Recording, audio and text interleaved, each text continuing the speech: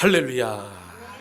오늘은 사무엘상 16장 1절에서 13절까지 말씀으로 대화를 통해 일하시는 하나님이라는 제목으로 말씀을 나누도록 하겠습니다. 지난 시간에 우리는 자연이 자연 법칙에 의해서 움직이듯이 하나님과 사람 사이에도 영적인 법칙이 있다는 것을 같이 생각했었습니다. 그 영적 법칙은 바로 하나님의 말씀이다라고 말씀드렸죠. 창세기 1장에서 보면 빛과 어둠, 하늘과 땅, 그리고 바다, 그곳에 사는 모든 생물들은 다 말씀으로 창조되어졌다고 성경은 말씀하고 있습니다. 그리고 하나님은 그의 그 말씀의 원리대로 우주와 자연과 인간 생사를 다 주관하고 있다라는 거죠. 오늘 본문에서도 보면 하나님은 그때 상황들을 선지자 사무엘과 말씀을 나누면서 이끌어 가고 있는 것을 볼 수가 있어요. 대화를 통해 일하시는 하나님을 볼 수가 있는 것입니다. 1절을 보면 이런 말씀이 있습니다. 1절 같이 읽겠습니다. 여호와께서 사무엘에게 이르시되 내가 이미 사울을 버려 이스라엘 왕이 되지 못하게 하였거늘. 이 말씀은 이 말씀은 여호와 하나님께서 사무엘과 대화를 나누시는 장면이죠. 그 대화를 통해서 하나님은 어떤 마음을 표현하고 있습니까? 하나님께서 이미 사울을 어떻게 했다? 버렸다라고 하고 있죠. 그래서 어떻게 했다고 하십니까? 이스라엘 왕이 되지 못하게 하였다라고 하고 있습니다. 어떤 이유로 사울을 하나님께서 버리셨을까요? 그것은 사무엘상 15장 11절에서 알 수가 있습니다. 같이 한번 보도록 하겠습니다. 사무엘상 15장 11절 시작. 내가 사울을 왕으로 세운 것을 후회하노니 그가 돌이켜서 나를 따르지 아니하며 내 명령을 행하지 아니하였음이니라 하신지라. 사무엘이 근심하여 온 밤을 여호와께 부르짖으니라. 하나님께서 사울을 왕으로 세운 것을 후회하신다는 말씀을 사무엘에게 전하셨죠. 그것은 사무엘에게 너무나 큰 충격이었어요. 그래서 사무엘은 근심하여 온 밤을 여호와께 부르짖었다고 하고 있지 않습니까? 그런데 왜 하나님께서 사울을 왕으로 세운 것을 후회하게 되었습니까? 나를 따르지 아니하며 내 명령을 행하지 아니하였음이니라. 하나님의 명령을 행하지 아니하였기 때문에 하나님은 사울로 인해 큰 실망을 하게 되었고 그를 왕으로 세운 것을 후회하였다라고 하고 있습니다. 사무엘상 15장 23절을 같이 읽도록 하겠습니다. 같이 읽겠습니다. 이는 그가 하는 것은 점치는 죄와 같고 완고한 것은 사신 우상에게 절하는 죄와 같음이라. 왕이 여호와의 말씀을 버렸으므로 여호와께서도 왕을 버려 왕이 되지 못하게 하셨나이다 하니. 왕이 여호와의 말씀을 버렸으므로 여호와께서도 왕을 버려 왕이 되지 못하게 하셨나이다. 여러분, 이 말씀을 통해서 무엇을 알 수가 있을 것 같습니까? 하나님께서 얼마나 말씀을 중요시하고 계시는지를 알 수가 있겠죠. 사울이 하나님의 말씀을 소홀히 하여 그 말씀에 순종하지 않음으로 인해서 그 인생의 방향은 완전히 틀어져 버리게 된 거예요. 말씀을 소홀히 하고 말씀에 순종하지 아니하고 말씀을 버린다는 것은 하나님 앞에서 가장 교만한 행동이 아니겠습니까? 그래서 하나님은 그를 버리신 거예요. 사울이 언제 왕이 되었습니까? 겸손할 때죠. 사무엘상 15장 17절을 같이 읽도록 하겠습니다. 같이 읽겠습니다. 시작. 사무엘이 이르되 왕이 스스로 작게 여길 그때에 이스라엘 지파의 머리가 되지 아니하셨나이까? 여호와께서 왕에게 기름을 부어 이스라엘 왕을 삼으시고. 사울이 스스로 작게 여길 그때에 하나님께서 그에게 기름 부어 왕으로 삼으셨다고 하고 있죠. 겸손할 때 하나님께서 그를 왕으로 기름 부어 주셨어요. 그런데 그가 많이 컸어요. 하나님의 말씀을 우습게 볼 정도로 커버렸습니다. 그러다가 하나님 말씀을 소홀히 하게 되었고 그러고는 하나님 말씀을 버립니다. 그러자 하나님은 어떻게 하십니까? 하나님도 그를 버리고 말죠. 그러면서 사울의 인생은 그때부터 꼬여가게 되었던 것입니다. 그때부터 사울의 인생은 원하지 않는 방향으로 흐르게 된 거예요. 무엇 때문에? 하나님의 말씀을 소홀히 하였기 때문에. 그러다가 하나님의 말씀을 버리는 순간 하나님이 직접 개입하면서 하나님의 은혜로 성성장구하던 그의 인생은 그때부터 나락으로 떨어지기 시작했던 겁니다. 이처럼 신자에게는 하나님과의 관계와 교제가 매우 중요한 것입니다. 여러분도 친구들과의 관계에 있어서도 그 친구가 마음에 들지 않게 하게 되면 여러분 스스로가 그 관계를 깨트리는 경우가 들어있지 않습니까? 여러분을 소홀히 취급한다든지 여러분을 투명인간처럼 취급한다든지 하면은 그 친구를 다음에 또 만나고 싶습니까? 만나기가 어렵겠죠. 이것이 바로 인격적이다라고 표현할 수가 있습니다. 사울 왕의 인생사가 틀어지는 것은 바로 하나님 말씀에 대한 자세와 하나님과의 인격적인 관계가 틀어짐으로 되어졌다라는 사실을 여러분 명심할 수 있기를 바랍니다. 사도행전에 보게 되면은 하나님의 말씀을 듣는 사람들에 대한 칭찬의 말씀을 보게 됩니다. 같이 한번 보도록 하겠습니다. 사도행전 17장 11절 같이 읽겠습니다. 시작. 베레아에 있는 사람들은 데살로니가에 있는 사람들보다 더 너그러워서 간절한 마음으로 말씀을 받고 이것이 그러한가 하여 날마다 성경을 상고함으로. 베레아에 있는 사람들은 어떠하다고 하고 있습니까? 간절한 마음으로 말씀을 받고 날마다 성경을 상고한다고 하고 있죠. 저와 여러분도 베레아에 있는 사람들처럼 말씀에 대한 자세에 대해서 이처럼 칭찬을 들을 수 있기를 바랍니다. 할렐루야. 간절한 마음으로 말씀을 듣고 전심으로 그 말씀을 받아들일 수 있기를 바랍니다. 그리고 날마다 성경을 읽고 묵상할 수 있기를 바랍니다. 할렐루야. 그러니 우리는 구약에서나 신약에서나 말씀이 얼마나 중요한 관심사였는지를 알 수가 있겠죠. 이 말씀은 어디로부터 오는 것입니까? 신명기 8장 3절을 보게 되면 하나님의 입으로부터 나오는 말씀이라고 하고 있지 않습니까? 그런데 사울은 그 하나님의 말씀을 버리죠. 그러므로 말미암아 하나님으로부터 버림을 받게 되고 그의 인생은 원치 않는 방향으로 흘러가게 되었던 거예요. 여러분은 하나님의 말씀을 소중히 여김으로 인해 하나님의 좋은 방향으로, 선하신 방향으로 목적 있는 삶을 향해 이끌림을 받을 수 있기를 축복합니다. 하나님이 사울을 버리셨다는 사실을 하나님은 누구에게 말씀을 해 주셨습니까? 오늘 본문 1절에서 보면은 여호와께서 사무엘에게 이르시되 이 말씀을 통해 하나님께서 사무엘에게 주신 말씀임을 알 수가 있겠죠. 하나님께서 사무엘에게 대화를 건네신 겁니다.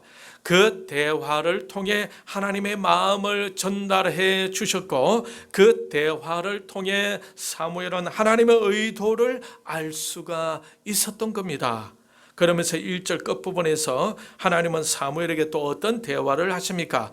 이새의 아들 중에서 왕이 될 사람을 보았다라고 말씀하시면서 그에게 기름 부으러 가라고 말씀하시죠. 그러자 사무엘은 하나님께 어떤 반응을 보입니까? 사울 왕이 그것을 알게 되면 자신을 죽이려고 할 텐데 그래서 자신은 갈 수가 없다라고 반응을 합니다. 그러자 2절에서 하나님은 또 어떻게 말씀하십니까? 너는 암송아지를 끌고 가서 말하기를 내가 여호와께 제사를 드리러 왔다고 하고 이새에게 제사에 청해라 라고 합니다. 그리고 그때 하나님께서 지명하신 아들에게 기름을 부으라고 말씀하시죠. 이 말씀을 들은 사무엘은 어떻게 합니까? 4절에 보면은 사무엘이 여호와의 말씀대로 행하여 베들레헴에 이르매라고 말씀합니다. 하나님과 대화를 나눈 뒤에 사무엘은 하나님이 지시하시는 대로 행동을 합니다. 여러분 여기서 하나님과 대화를 나누는 사무엘과 그 대화를 통해서 일을 행해 가시는 하나님께 초점을 맞출 수 있기를 바랍니다. 사무엘의 행동으로 말미암아 이스라엘의 왕위가 사울에게서 다윗에게로 옮겨지는 중차대한 일이 진행되고 있습니다. 그 일은 사무엘이 하나님과 대화를 나눈 뒤에 되어져 가고 있다라는 겁니다. 이처럼 이스라엘의 역사는 하나님과의 대화를 통해서 진행되고 있었다라는 거예요. 그 대화를 통해서 하나님의 말씀이 성취되어져 갔던 겁니다. 하나님과의 대화는 이처럼 중요한 겁니다. 개인의 생활을 위해서나 지역과 나라를 위해서도 중요할 뿐 아니라 하나님의 나라의 일을 할 때는 더더욱 중요하지 않을 수가 없는 거예요. 그러니 하나님과 대화하는 훈련이 우리에게 얼마나 필요한지를 여러분 아시겠죠? 6절 이후의 말씀을 같이 생각해 보겠습니다. 사무엘은 이새의 아들을 불러오게 하였죠. 그러자 첫째 아들 엘리압이 들어왔어요. 6절 같이 읽도록 하겠습니다. 시작. 그들이 오매 사무엘이 엘리압을 보고 마음에 이르기를 여호와의 기름 부으실 자가 과연 주님 앞에 있도다 하였더니, 엘리압을 보는 순간 사무엘은 이야, 이 아이가 바로 하나님이 찾던 그 아이다라고 이렇게 결정을 합니다. 그런데 사무엘의 그 판단을 보신 하나님은 어떤 반응을 보이십니까? 즉시 사무엘에게 말씀하시죠. 7절 같이 읽겠습니다. 시작.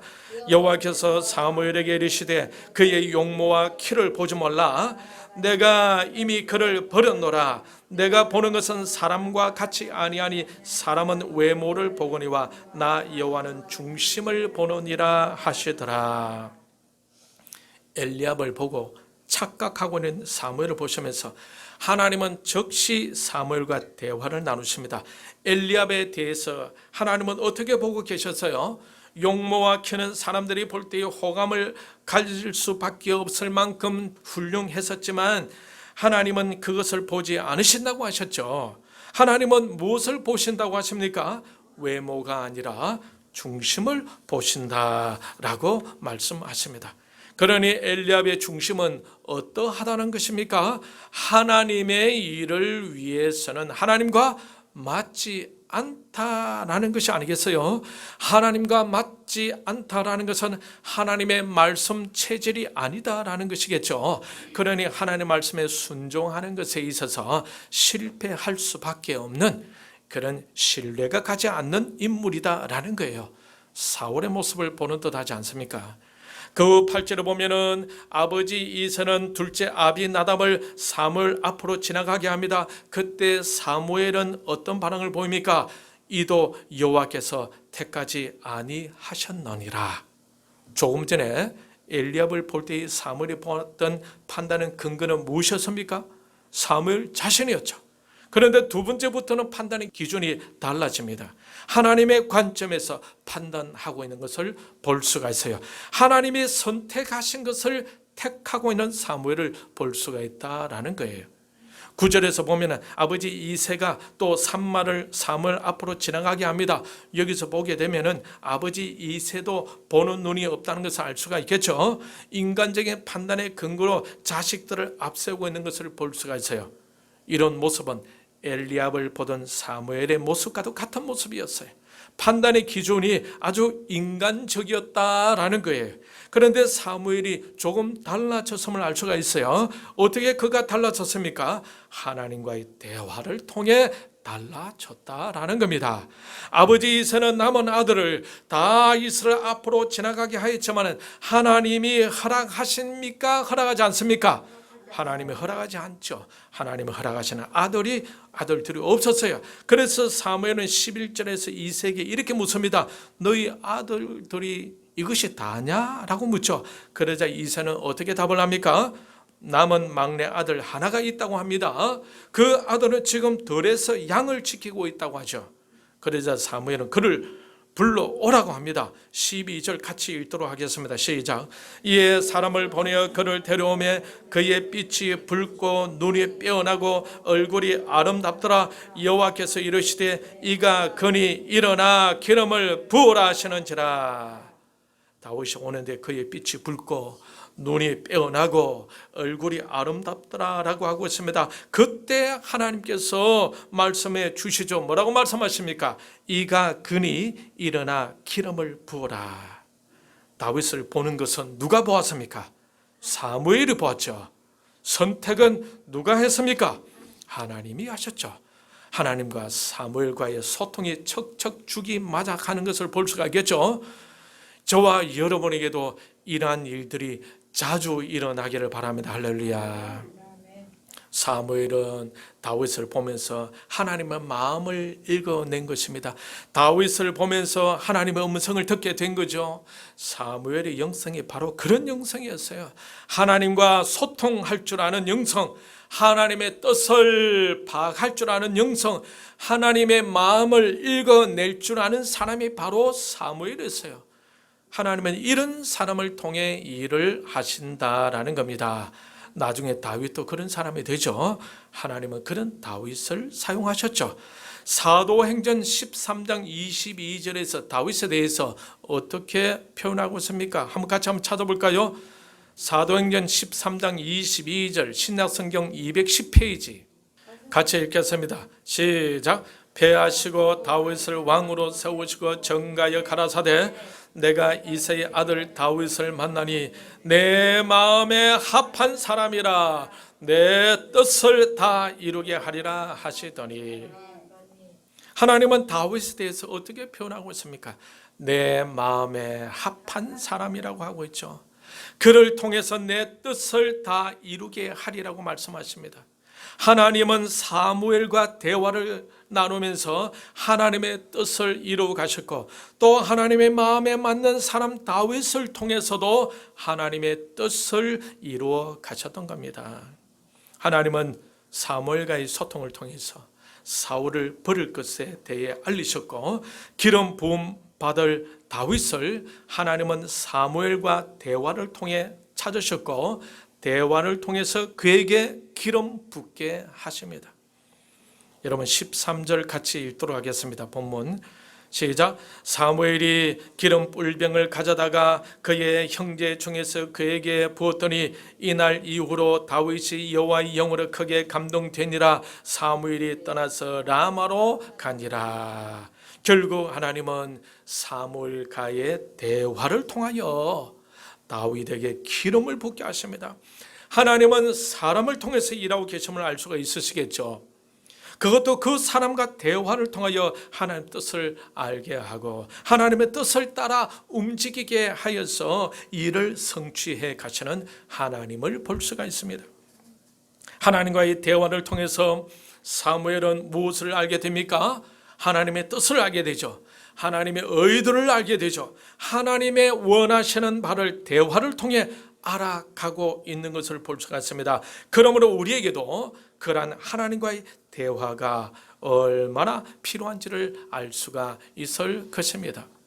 여러분, 요즘 오픈 AI라는 회사에서 개발한 인공지능 언어 모델이 있는데 그것을 챗 GPT라고 합니다.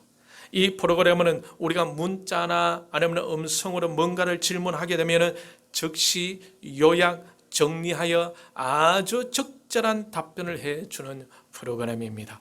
긴 글을 짧게 요약을 해준다든지 심지어 잘 이끌어가게 되면 책도 만들어 줄 수 있다고 합니다. 어떻게 즉각적으로 답을 해줄 수가 있느냐 하면 이 프로그램은 빅데이터, 저장된 많은 정보를 이용해서 적절한 답을 빨리 찾아 제시해 준다는 거죠. 그러니 인터넷을 통하거나 아니면 여러 방법으로 많은 양의 데이터를 수집해 두었다가 그것을 이용하여 답을 해 준다라는 겁니다. 정보가 없으면 어떤 질문을 해도 답을 할 수가 없겠죠. 그러니 정보가 중요하다라는 것입니다. 이 정보를 빅데이터라고 부릅니다. 우리 몸에도 많은 양의 정보가 저장되어 있습니다. 그 정보를 분석하면서 하나님의 원하시는 뜻과 계획과 목적을 추정해 가면서 하나님의 뜻을 찾아가게 된다라는 거예요. 우리 안에 하나님 말씀에 대한 정보가 전혀 없다면 하나님이 어떤 말씀을 하시더라도 쉽게 반응을 보이기가 어렵지 않겠습니까? 여러분이 잘 아는 분야에 대해서는 질문을 던지면 여러분은 즉시 반응을 볼 수 있겠죠. 그런데 여러분이 전혀 모르는 영역에 대한 질문을 받게 되게 되면은 멀뚱멀뚱 쳐다만 보게 되지 않겠습니까? 그러니 무엇이 중요하다라는 겁니까? 정보를 저장하고 있는 것이 중요하다라는 거예요. 지식이 중요하다라는 겁니다. 하나님의 말씀을 읽고 듣고 묵상하면서 하나님의 말씀에 대한 지식을 가지고 있어야 한다라는 거예요. 이런 기초적인 지식을 가지고 있을 때에 하나님과의 대화, 하나님과의 소통이 가능하다라는 거죠. 사람에게는 근력이 필요합니다. 근력과 함께 또 무엇이 필요합니까? 지적인 능력, 지력이 필요하죠.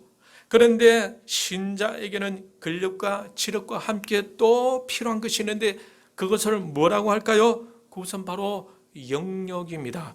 영적인 능력. 이 영역은 하나님 말씀을 알고 하나님과 대화를 통해 가질 수가 있는 거예요. 그러므로 건강한 신자는 근력과 지력과 영역이 균형 있게 갖출 수 있어야 하는 것입니다.